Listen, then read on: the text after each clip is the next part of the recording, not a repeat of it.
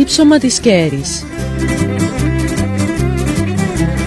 Βραχώδης επίπεδη επιφάνεια με τετράγωνο σχήμα σε υψόμετρο 300-320 μέτρων που κόβεται απότομα με μία απόκρημνη ασβεστολιθική πλαγιά από τη μία μεριά και η δυτική πλευρά του να αποκόβεται από τον απέναντι βράχο με μία τεράστια σε βάθος ρογμή, το φαράγγι του Αλμυρού.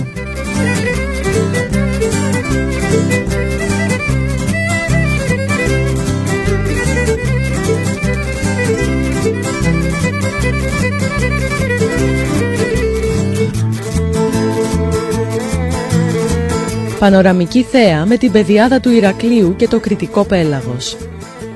Το φαράγγι του Αλμυρού ή Κέρης ή των Λινοπεραμάτων.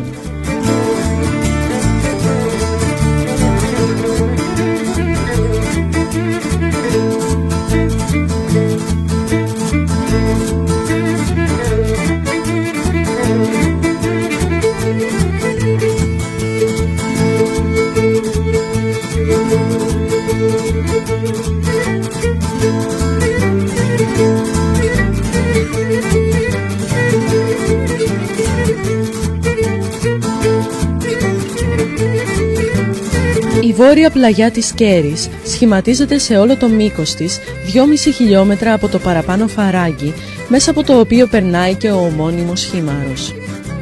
Η κήτη του Χημάρου βρίσκεται σε υψόμετρο 20 μέτρων στην έξοδο του φαραγγιού και σε υψόμετρο 160 μέτρων στη δυτική είσοδό του.